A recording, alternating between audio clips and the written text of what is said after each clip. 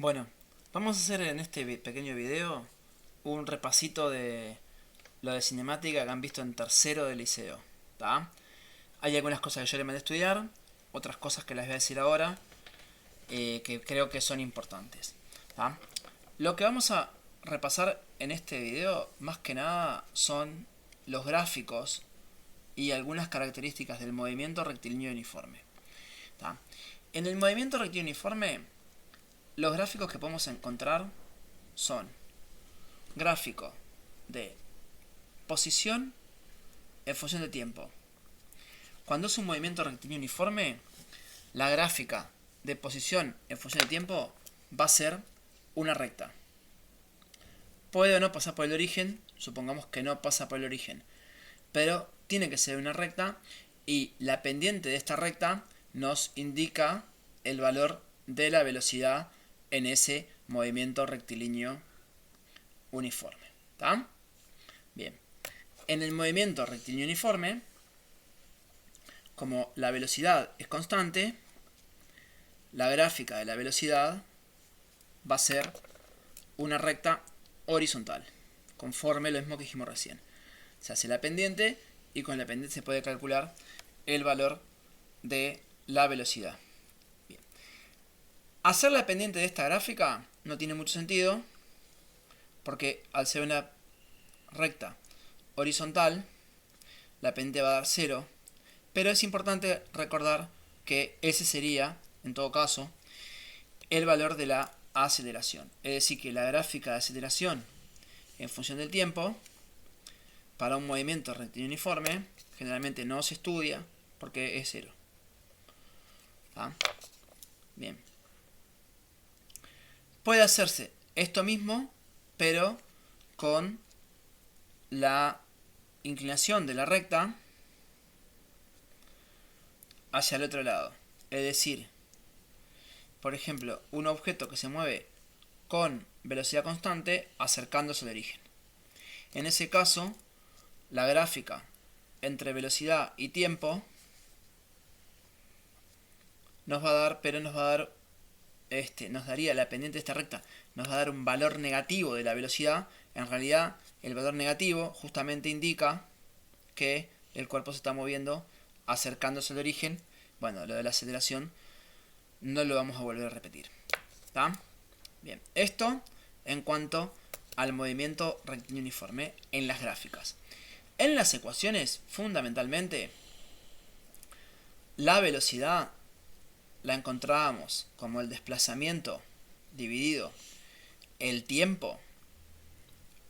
Yo voy a expresarlo varias veces. La posición del objeto se va a escribir como la posición inicial más la velocidad por tiempo. Se puede pasar de esta ecuación a esta forma, que me gusta un poquito más. ¿Tá? Simplemente, para poder pasar, hay que despejar de acá la posición del objeto, pasando el tiempo, multiplicando. El desplazamiento, creo que lo tienen que recordar que es la posición menos la posición inicial, pero no quiero llenar esto con ecuaciones. Lo que sí les quiero recordar que este modo va a ser muy utilizado. ¿Ah? Bien. Ahora, otro movimiento que hemos visto en tercero es el movimiento rectilíneo uniformemente variado o movimiento rectilíneo uniformemente acelerado. En ese movimiento, las formas de las gráficas son distintas. Primero, que en la gráfica de velocidad, a medida que transcurre el tiempo, la velocidad no es constante, sino que aumenta constantemente. O podría ser también que la velocidad disminuye constantemente, podría ser con una frenada.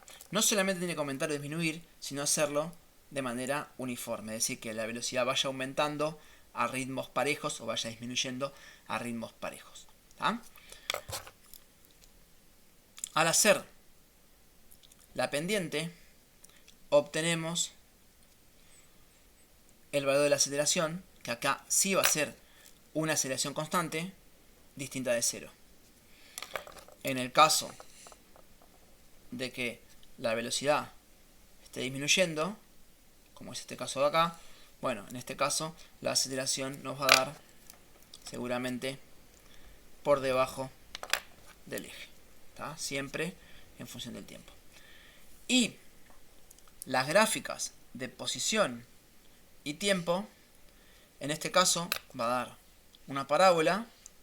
Esto no se estudia mucho en tercero. Y en este caso va a dar una parábola, pero con la concavidad de la parábola negativa, ¿tá? Esto después lo vamos a repasar cuando hagamos ejercicios a granel.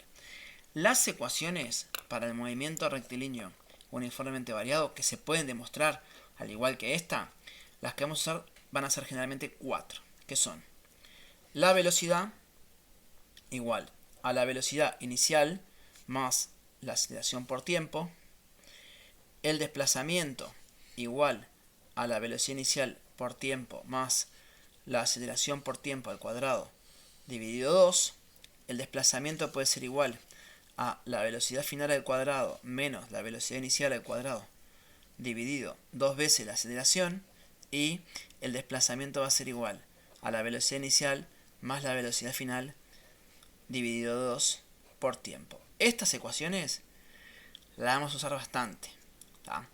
No tienen por qué aprenderse hasta ahora de memoria, es una cartilla con las ecuaciones. Ustedes me pueden preguntar, ¿por qué 3 veces para calcular el desplazamiento? No. Esta me sirve para calcular el desplazamiento sin conocer la velocidad final.